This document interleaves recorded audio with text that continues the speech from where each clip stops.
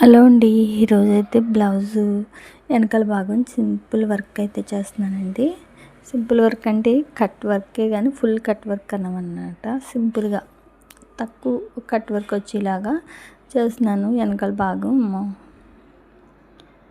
అయితే lining main fabric మీద మాత్రమే యూజ్ చేస్తున్నానండి. దీనికి మనం ఎక్స్ట్రా ఫ్యాబ్రిక్ యూజ్ చేయకుండా ఓన్లీ సింపుల్గా తక్కువ కట్ వర్క్ వచ్చేలాగైతే కుట్టుకుంటున్నానండి.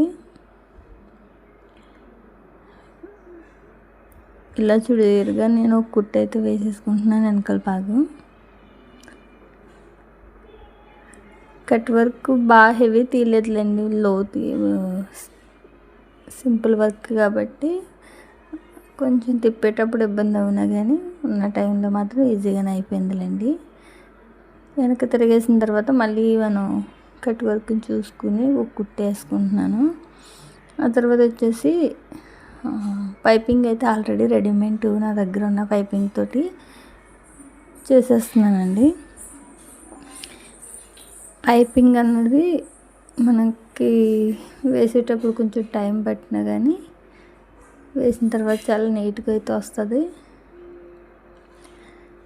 ఇది సారీలో క్లాతేనండి, కాకపోతే మనం వెనకాల బ్యాక్ సైడ్ ఇప్పుడు మనకి మోడల్ అన్నది వెనకాల మెడ దగ్గర వేస్తుంటే ఇప్పుడు ట్రెండ్ అదే నడుస్తుంది కదండి.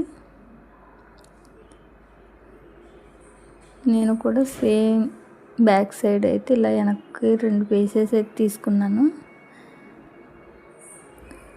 మనం బ్లౌజ్ కట్ చేయగా మిగిలిన క్లాత్లోదే ఇవి ఇలా బ్యాక్ సైడ్ ఒక డిజైన్ మోడల్ అయితే వేస్తున్నాను అనమాట. కట్ వర్క్ అయితే తక్కువ తీసానండి, అందుకే హెవీగా కనపడడం లేదు, పెద్దగా చాలా తక్కువ అన్నమాట. సింపుల్గానే